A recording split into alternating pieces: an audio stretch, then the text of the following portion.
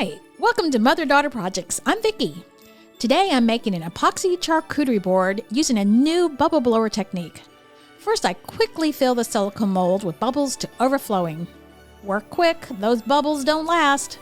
Before they all burst, cover the bubbles with gloss spray paint. You can see the design starting to emerge. I let it dry for about 20 minutes, then washed off the soapy bubble residue. You can let this air dry or gently pat dry.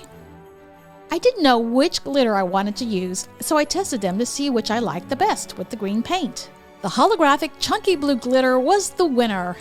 I sprinkled the glitter over the paint and then pressed plastic snowflake buttons into place. The paint is the slightest bit sticky, so both the glitter and the snowflakes will stay in place.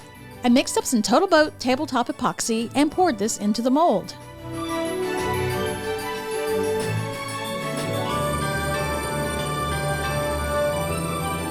Next, I added a bit more of the chunky glitter and added another layer of snowflakes.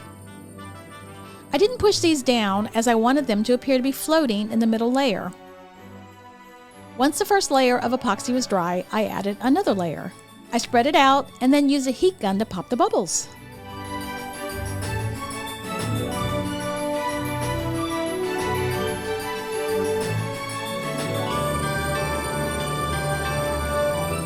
To keep it free from dust overnight, I topped it with a cardboard box lid. It's dry, time to mold. The tray comes out cleanly, only leaving a bit of paint on the edge of the mold. You can clearly see the pattern the soap bubbles made and the dimensional look of the snowflakes and glitter. So sparkly.